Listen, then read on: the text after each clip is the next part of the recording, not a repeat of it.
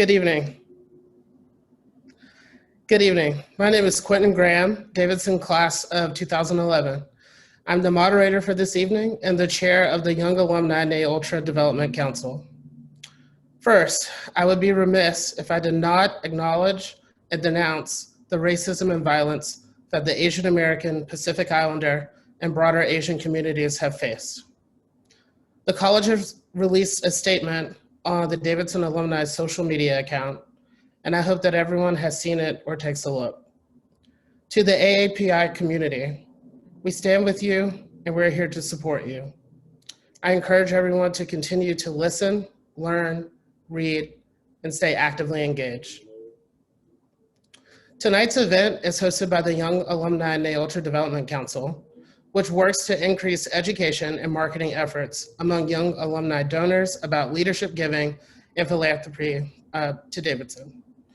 We're excited to host tonight's panel related to topics in Tony Jack's book, The Privileged Poor, How Elite Colleges Are Failing Disadvantaged Students.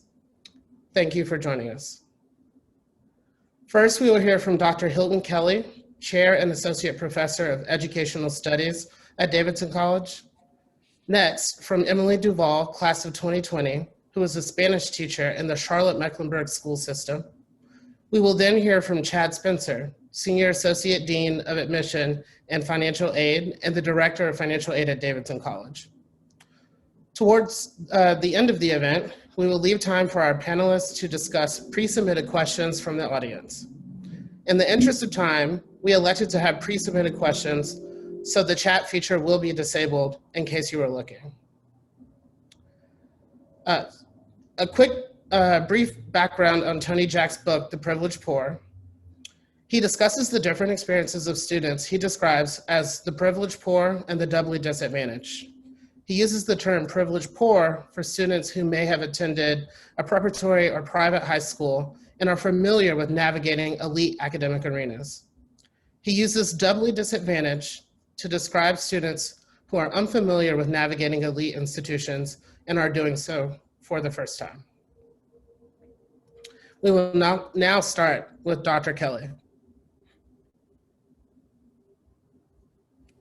Okay. Good evening. Hello.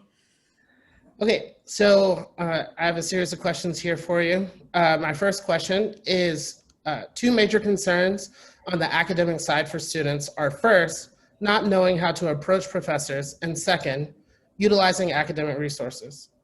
Can you tell us how you've approached advising students, how you've worked to dismantle some of the seen and unseen barriers, and any advice you have for those who might be supporting these students? So I'm a sociologist, so you won't be surprised by my saying it's complicated, right? So advising is complicated. There are different advising situations. So there's a pre-major advising, major advising, minor advising, there's research advising, and then there's the unofficial advising in other departments. So with pre-major advising, usually students, I'll meet students and I'll meet their parents and I'll say, I'll be the advisor that you want me to be, right? Because I realize that not all students want to have a relationship with me. Some students just want their pen so they can register for classes. Some students just want to talk about, course selection. I often explain resources that we have on campus, like writing and math tutoring, finding textbooks for lower costs and that kind of thing. So that's a particular kind of advising experience, and I don't assume that every pre-major advisee wants to have a mentor mentee relationship with me. Then you have the major advising, and this is really where I tend to form lifelong relationships with students, and they need different kinds of things. So for example, just this past semester, I had a student who I said, well, you should just take an incomplete, and she had never really considered taking an incomplete. And it really saved, her life in many ways because of COVID and all the things that she was going through. Talking to students about internships, research opportunities, dealing with difficult faculty, right? So developing personal and academic relationships. And then you have the research advising. And that's a different kind of relationship itself. I'm advising students on, learning how to think, research, and write in the discipline, right? There's some inequity there because, we get to select students. So the question is, who is selected for research opportunities? Who's not selected? Who leaves college with published papers? Who doesn't, right? And then that other kind of advising, at least on the academic side, is the unofficial. And as a faculty member of color, often I advise students in other departments. I have students who come to me and they'll ask me to write letters of recommendation, and they've only seen me, in the multicultural house, or they have relationships or friendships with students I teach. And sometimes it's one student who's taken a student who's taken one class with me, but yet they're in a different major, and they will tell me that they don't have anyone to write a letter for them. So that's a different kind of advising, where you're advising students in other departments.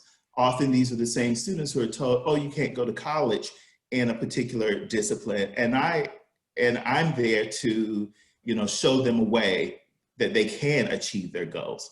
So there are different advising situations, and the talk about resources differs based upon that situation. Thank you. Wait, can you talk about how race, gender, and socioeconomic status intersect when it comes to navigating barriers at Davidson?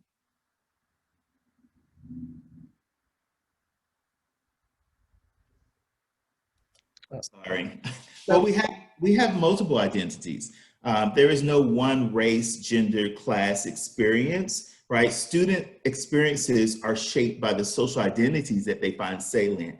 And at Davidson, one of the things I learned very quickly in 2007 when I arrived is that, we can't assume that an African-American student enters Davidson thinking that their race is salient.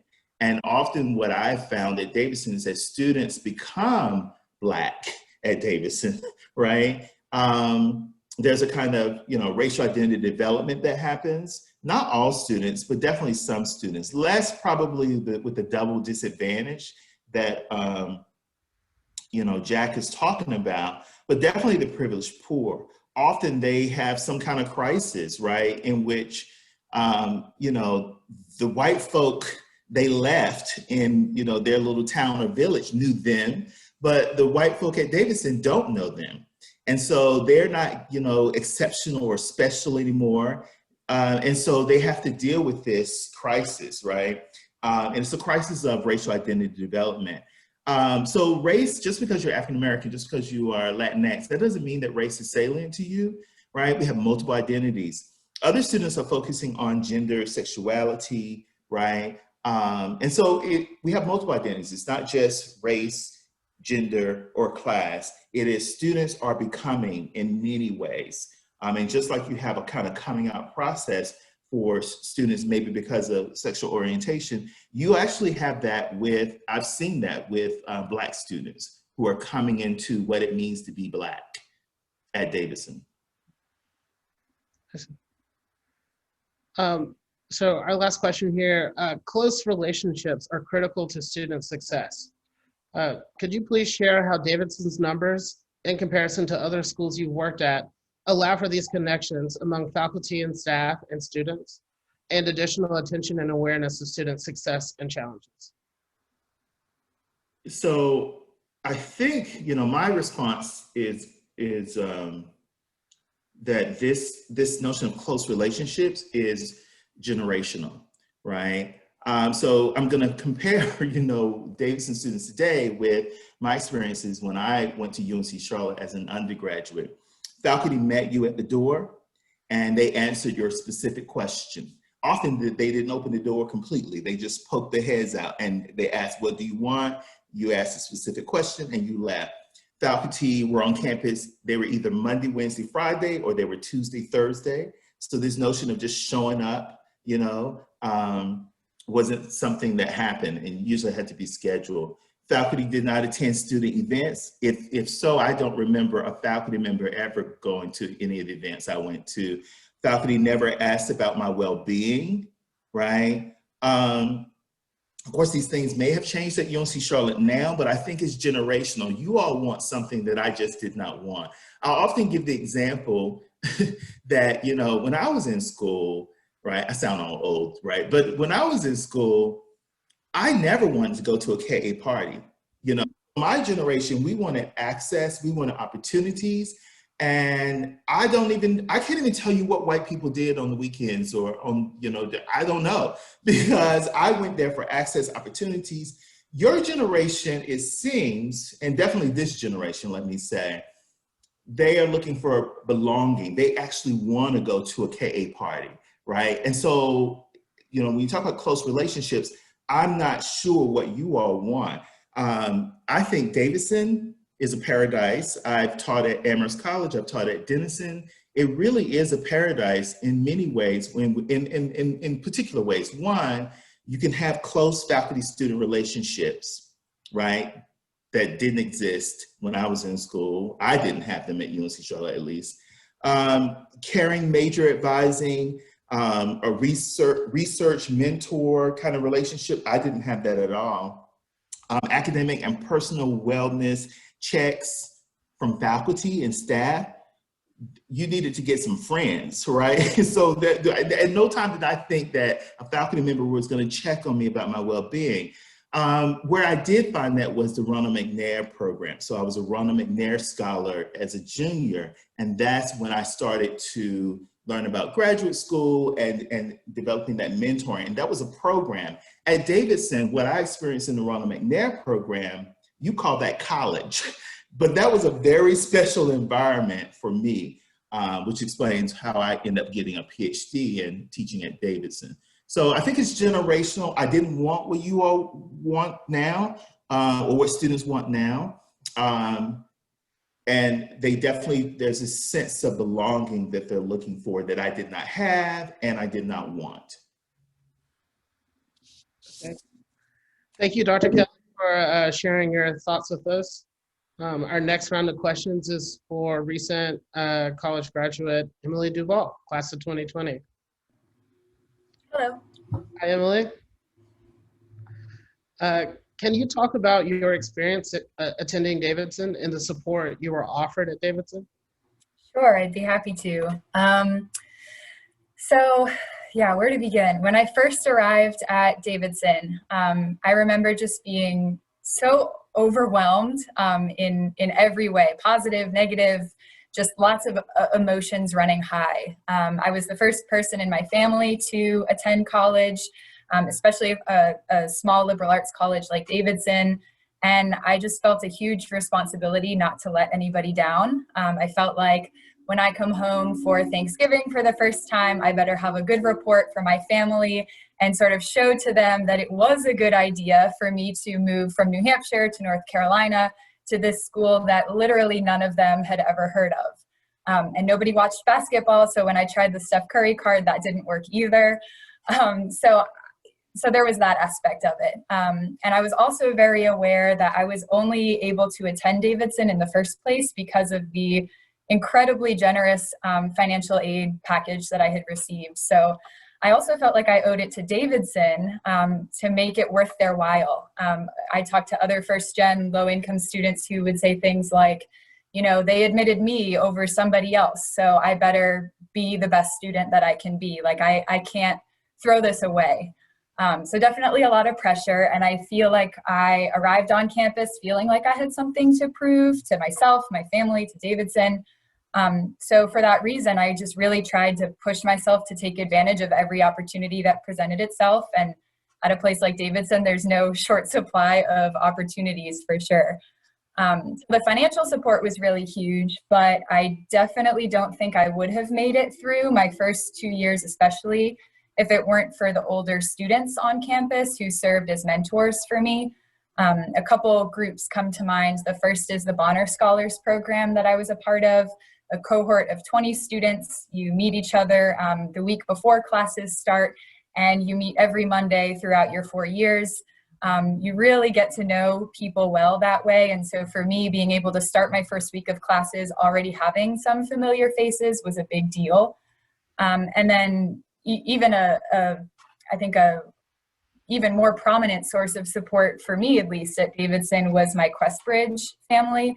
QuestBridge is a scholarship program that targets high-achieving, low-income students and tries to connect them with colleges like Davidson, especially first-generation students. So QuestBridge had a mentorship program. We called them QuestBridge Families, and they were my first and most reliable source of support at Davidson. They were the people I went to when I didn't know how to talk to professors or how to ask for help. When I really even didn't know what kind of help I needed, I just felt like I was struggling. They were the first people that I called, and the most consistent source of support throughout my 4 years. Awesome.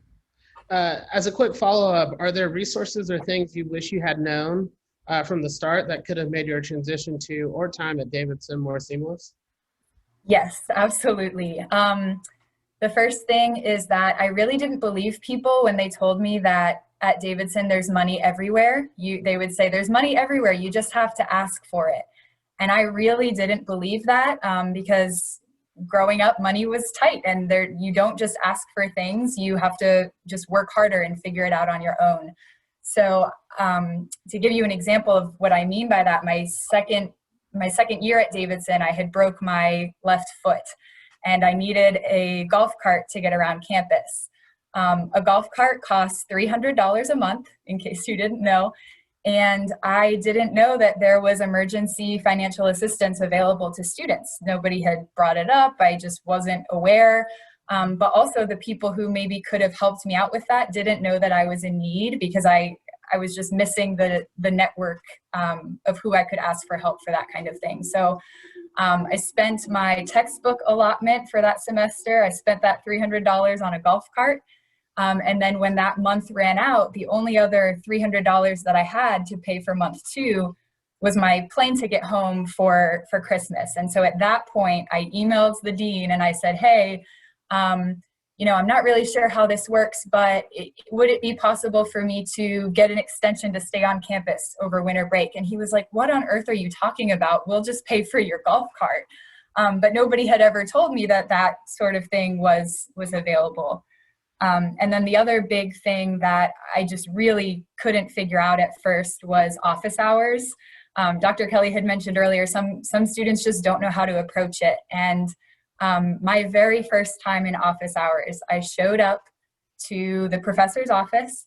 I knocked on the door. I said, hey, I'm Emily. I haven't done this before, but everybody tells me that office hours is important. So here I am. Hi. It was super awkward. But we started talking. The professor was friendly. And then one of the first questions that the professor asked me was, where did your parents go to school? And I hadn't been asked that before. I didn't know that was an expectation. So I kind of shifted in my seat. I was like, well, actually, I'm the first person in my family to attend college, and I'm just really glad to be here. And he sits up straight and he looks shocked and he goes, you're a first generation student? You don't seem like one. And I had no idea what that meant. I didn't like the vibe that I was getting. And so I think that first experience, which, wasn't by far did not represent all of my office hours experiences, but I think because it was my first one, it really turned me off from trying to connect with all of my professors, particularly in the subjects where I struggled. So I think I wish I had, more support in approaching office hours and how to deal with professors who maybe didn't know, not to look surprised when you have a first-gen student in your office. I think looking back, I feel very differently about it now than I did at the time. But I think had I had more support there at the very beginning, I may have taken advantage of that opportunity a lot more during the rest of my 4 years. Interesting.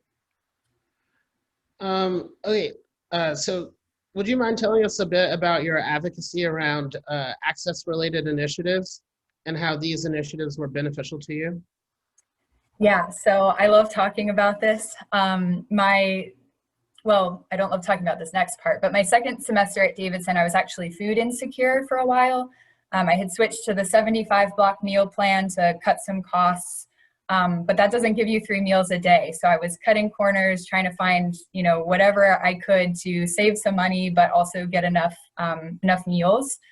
And so I ended up in a really sticky situation at the end of the semester when I had budgeted for food, I had done what I could, but then, you know, nobody had told me I had to, you know, budget to store my belongings in summer storage. So I had just a really tough time there. But the following semester, Lulabells came to campus. So I sort of went through a transition phase where my first year, I had a lot of needs that were salient to me and to my experience. And it was through advocacy from students, Questbridge students, other first generation or low income students who came before me.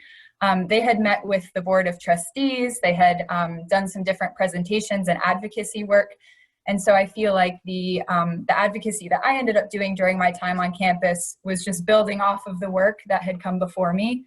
And Lulabells was my literal dream come true. It had they don't call it a food pantry. They're trying to avoid any sort of stigma there, but I could go shopping in the kitchen. I could stock up on breakfast and snack items every week. There was a place to study and to hang out that was safe. It felt judgment-free. It was centrally located on campus, so I could say, hey, you know, let's come study at Lulabells. They have a textbook library, so we can check out whatever book we need for class, return it, grab some food, and be on our way. Like something really that's open to all students, because not all students have the same level of need, right? Maybe you need one meal, maybe you need weekly meals. And Lulabells, I think the staff who worked there and the generous donors who helped to make it a reality, they all sort of agreed that this needs to be a system in place where any student with any level of need can approach it, no questions asked, really trying to break down those barriers. And so everything Lulabells offered ended up being beneficial to me, or if not me, to somebody that I knew. Interview apparel, textbooks, you know, talking about current events, having people come over to the space and just hang out and spend an evening there. They would cater some meals at times. So it really became a space for me that felt like home. And once it was there, I did a lot of advocacy work, just trying to get everybody I knew to get in those doors to say, hey, like, you might not have known that you even have this need, but like the resources are here. So you should come check it out, take advantage of it.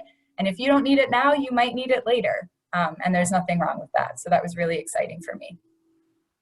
That's awesome. So this is slightly related. How did you see Davidson change or improve overall support for lower income students throughout your 4 years on campus? Yeah, so even within Lulabells, they adapted a lot during my 4 years. Their first semester, they offered resources that they thought would be most appropriate for students, but then they sent out a student survey to ask people, which resources did you actually use? Did you know Lulabells was a thing?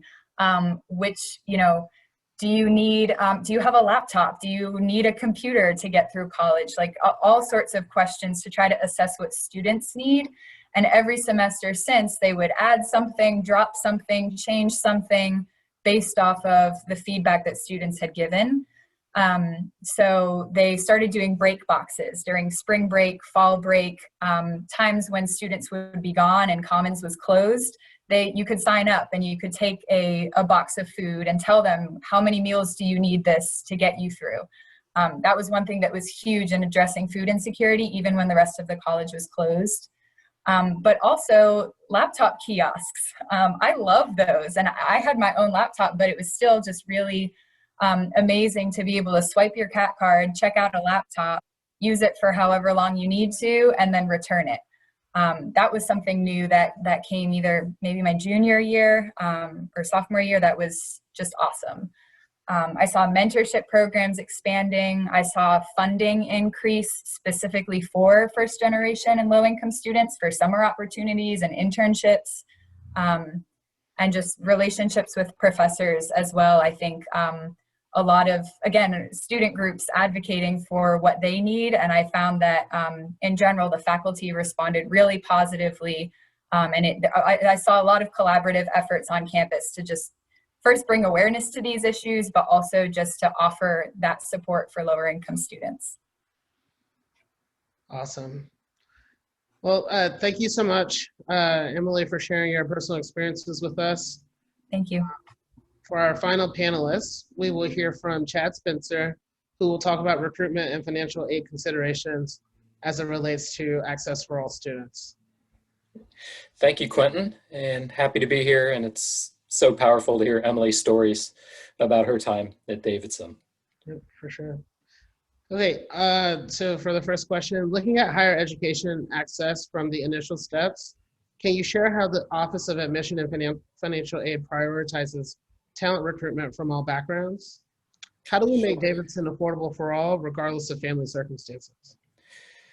So this is such an interesting question because I think about the way it's worded and initial steps and how that can be different for every college-going students or students who are pursuing college, because that can happen. I think of my own experience with students over the years as early as middle school or 9th grade, 10th grade. We oftentimes cross paths or encounter students as we travel as early as their sophomore year and begin the conversation with them, while for others that point of taking the initial step may not be until later in high school or even beyond the point of graduation. But in working with students who choose to pursue Davidson, Quentin, I can tell you that it very often occurs when our traveling admission counselors are out visiting more than 1,000 high schools and community-based organizations and hosting events around the globe as we seek to share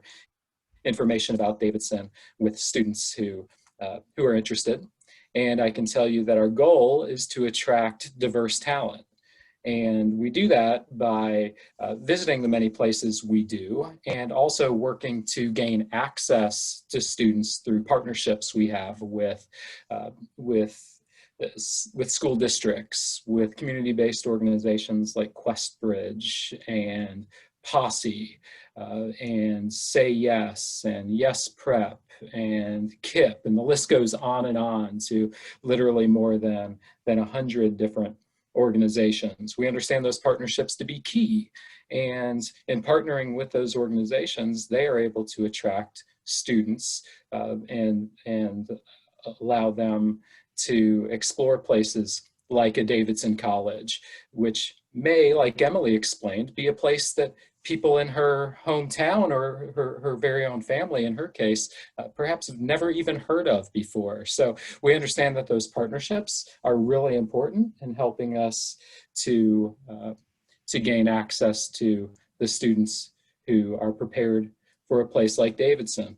We also understand the need to offer diverse programming, and that can be on campus in pre-COVID days, or it can be virtual, like the way we're hosting our programming now. We understand the need to make that programming available at different points throughout the day and not always on the same days of the week. Some students have jobs, other students are engaged in activities that may not allow them to attend an information session and a tour. When we host our on-campus events, we also work hard to provide funding to students and their families and supporters who may not be able to afford the cost of travel to a place like Davidson, North Carolina, which is not always easily accessible for students who will be traveling some distance. So those are some of the ways in which we seek to attract talent to Davidson and into our applicant pool. And in terms of making it affordable, we are fortunate to have the Davidson Trust in place. I can tell you all that what attracted me to Davidson in 2005 as a professional was its commitment to access through affordability. And as someone who was a Pell Grant recipient himself back during my college days long ago, I was thrilled at the opportunity to work for a place that was willing to meet 100% of calculated need and has since chosen to remove loans from a standard financial aid package. And I acknowledge that some students and some families do have to borrow in order to make a Davidson education accessible to themselves, but the college does work to provide funding at a level that allows Davidson to be the college of choice for those students who would otherwise not be able to afford to be here. So the combination of scholarships, grants, and opportunity to work on campus can often make Davidson an affordable option for students. Awesome. Wait, looking ahead, excuse me, looking ahead, how does your team strive to bring even more diversity of top talent to campus? You know, this age of COVID has actually allowed us to think more creatively and to think differently about the admission and financial aid process at Davidson. And one of the steps we took about a year ago was to introduce for the first time a test optional admission process for the college's applicants. And while this is a 3-year pilot at this point in time, it is something that removed for some students a potential barrier to entry, and in other cases, a piece of the college application process for which the students had little to no confidence. So we removed the test requirement and moved to a test optional admission process this year that focuses instead of on testing, more upon the rigor of the coursework students have chosen to take, the grade performance in the classroom, the level of engagement they have within their community, the ways in which they positively impact the communities in which they live and learn. So we removed the test requirement.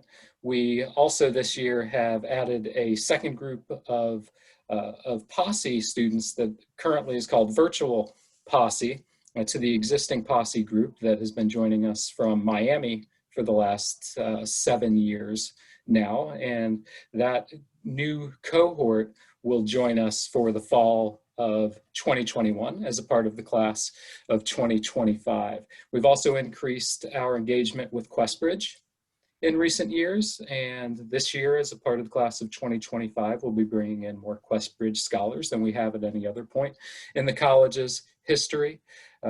We, in the financial aid operation, have over the last few years provided to students who are eligible for Pell Grant funding the opportunity to have their health insurance provided for at the expense of the college instead of at the expense to the student. We believe that that provides greater access to students who, socioeconomically speaking, may have a difficult time affording an expense like health insurance coverage when it can't be provided from home.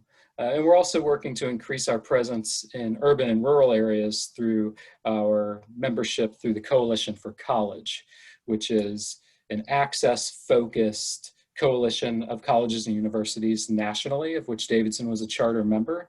And it focuses its efforts primarily on students coming from either rural areas or from urban areas that sometimes are underserved by colleges like Davidson, who may not be able to visit the schools in those areas as often as they might like. Awesome. Okay, so for the last portion of our time together, well, first I should say thank you, Chad. You're going to stick around. For the last portion, though, of our time together, I would like to ask the other two panelists to join me again so that we can address a few questions that have been pre-submitted by the audience. Can I ask a quick question, though? Mm-hmm. So, Chad, I have a question for you. So as we move to test optional, which I think is a good idea, I'm curious to know if there's been some pushback, and I'm also concerned about students like me who went to a high school in which we didn't have AP, and I'd never heard of IB. I took the honors classes. I was National Honor Society, but I would not have had the kinds of courses that some students had in their high schools. So when you go to test optional, I'm not sure if I see how we're addressing equity when high schools have different curricula, right? So I'm curious to know, first of all, has there been pushback? And then second, how do you move from test, the ACT or the SAT to looking at the rigor of courses, but not all high schools are equal. So I'm just curious to know how you all thinking about this. Sure. And to answer the first part first, as far as pushback on the testing, there has not been much in the way of pushback. And I believe a lot of that has to do, Hilton, with so many students having a difficult time finding a seat for the test this year because the tests were canceled over and again, to the point where students were unable to find a place to test. Little in the way of pushback there. And in terms of the curriculum, I was much like you. My high school, my modest public high school, was unable to offer much in the way of AP. And let's face it, in the early 90s, there wasn't much in the way of AP offerings anyway. So what we work to do in assessing a student's preparation for Davidson is assess the coursework within their high school. So no expectation that you take AP courses when they're simply not available. No expectation that you take IB courses when they are not available. What we are seeing is a pretty dramatic increase of students taking dual enrollment courses at local two-year colleges. So here in North Carolina with the community college, I think in nearly every county, we're oftentimes finding students taking coursework through the community college that may allow them a higher level of rigor than perhaps what they may find in their high school. But we are not going to penalize students for going to high school where they live and where they are, because most of us didn't have other options, right? We didn't have choice in the matter. We went to our local high school and that was that. And that remains true for most students today. Good, thank you, thank you. So for our first pre-submitted question, how has the pandemic changed how you support prospective and current students who might need additional support? So Chad, we'll start with you, and then Hilton will head over to you. So during this time, Quentin, 3 days ago, Saturday, we released admission decisions to the class of 2025 applicants through the regular decision round. And at the same time, released financial aid awards. And one thing we know about the last year is that many, many families have been impacted by COVID in a negative way, financially speaking. And what we did last year in response to our current student population was provide to them opportunities for emergency grants that would help to provide for their immediate needs. For many of them, that meant returning home, right? Gathering their belongings and being able to leave Davidson and return to their homes. Over the course of the summer, we received from families appeals for additional financial aid funding that the college was able to oftentimes meet through dedicating additional funding towards financial aid for students. So again, in the form of grant funding, which means it did not have to be repaid and it did not have to be earned. It was an increase in awarded financial aid that would directly reduce the expected contribution from the family. So that was how we responded immediately. And as we look forward and we're thinking about next academic year, for our continuing student population, we are having the same conversations, right? What can we do to provide for their needs that we know to be very real right now? And how can we do that in an equitable way that's going to provide for the needs of the family who doesn't step forward and ask for more, just like we're working to meet the needs of the family and the student who does step forward and expresses a need for additional financial aid. So we're still working through a little bit of that right now, but we are receiving at this point on a daily basis inquiries from families about what we can do to help to meet the need that they're feeling in this moment. Yes, I would say that Emily probably could answer this question too, because she actually has high school students. But I will say, for me, one of the things we got to remember, faculty are human beings too. So just as the students are struggling, as a faculty member, I'm struggling. And I say this as a person who's never really struggled. I can tell you, teaching during COVID, I am really struggling. And one of the things I've done is just to communicate this to my students. I've actually said it to them multiple times so they know that I'm a human being. But the real answer is flexibility, flexibility, flexibility. And a lot of the students who are probably looking and listening now are going to be shocked that I can be flexible. But, but COVID has made me revamp the syllabi. right? All my, the syllabi, and think about the course differently, considering that we will not have a spring break, consider the breaks that we're used to, we're not gonna have. And giving really the benefit of the doubt. So in the past, if you did not turn something in, you got a 0, you didn't care, you didn't do what you're supposed to do. COVID has made me a nicer professor, in which I do give, look at Emily laughing, I do give students the benefit of the doubt, because I know there's so much going on. And this is probably how I should have been, I apologize to all my former students, flexible and giving students the benefit of the doubt. If I've learned that from COVID, then it hasn't been all bad. And I will open the floor to Emily if you would like to respond as well. Sure, yeah. I'm just thinking about what Dr. Kelly said, that's funny.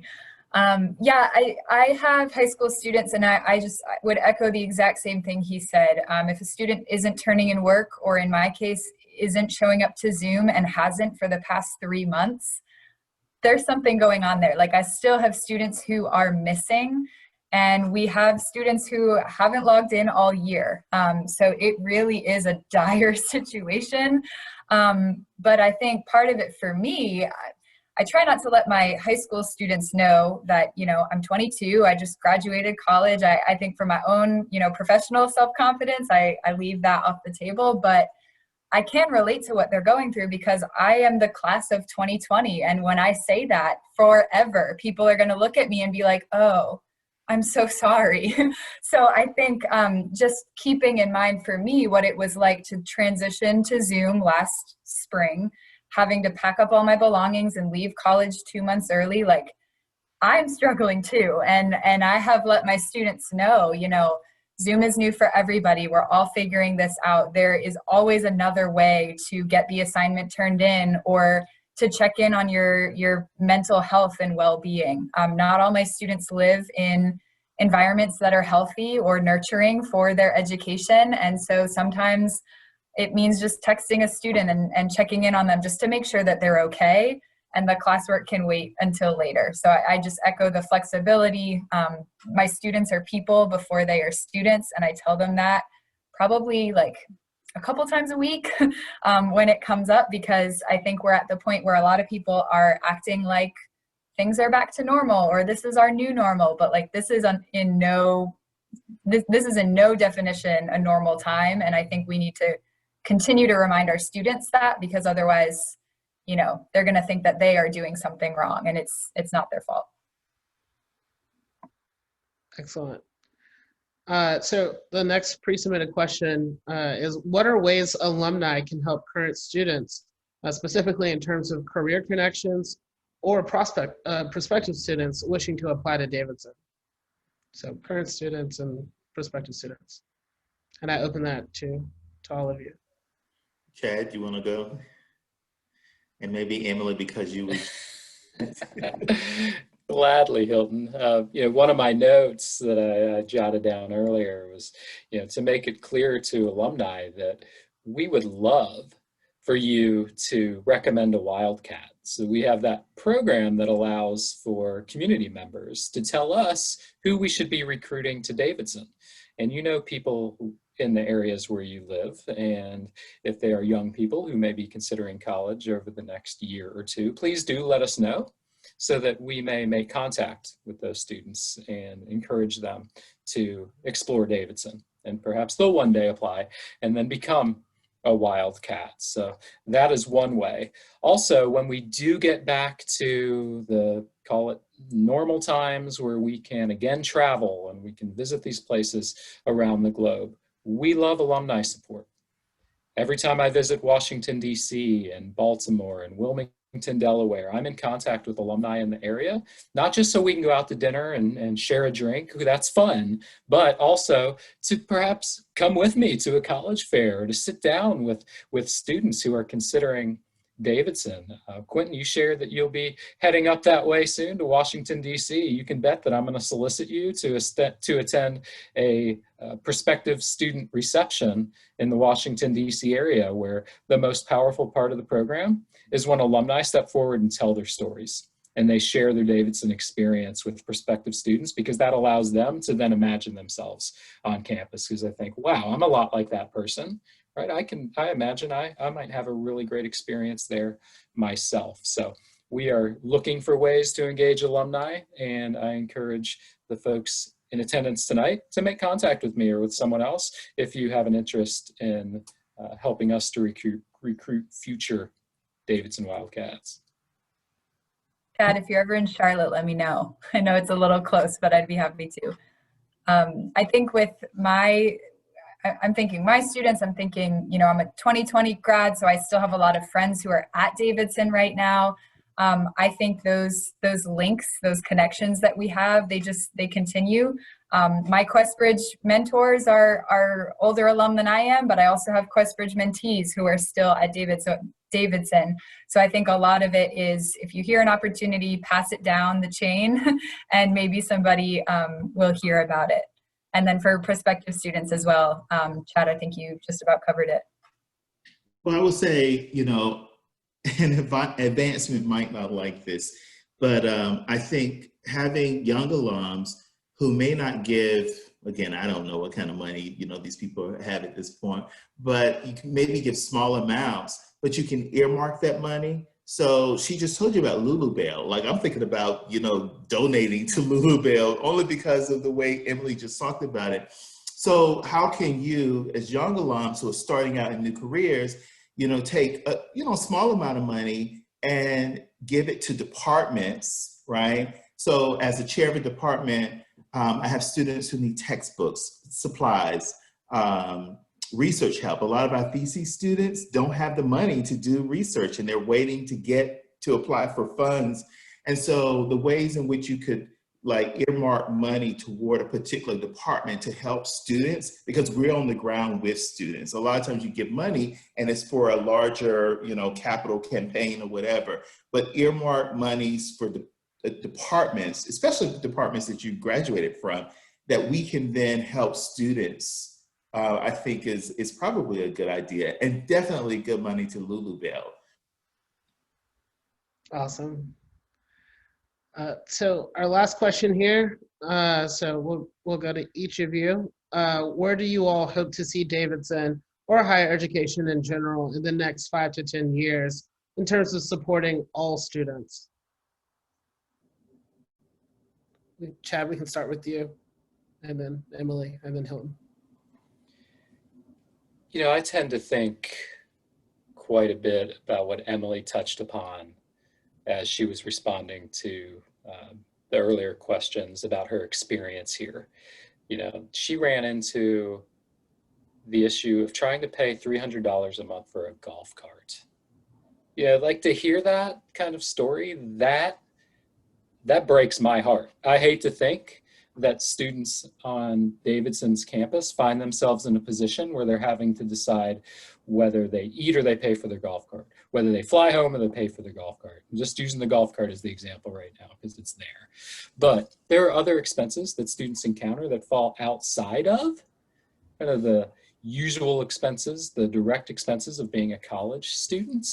And I would love nothing more than to see us be able to make progress towards being able to provide for more of those expenses. Understanding it can't be every expense that comes up, but there are those expenses that are related to student success on our campus that I would love to see us be able to provide to students who find themselves in need, and allow them then to have a student experience that is one that they can feel great pride in having had, and one where success is going to be what they meet with as they work through their time at Davidson.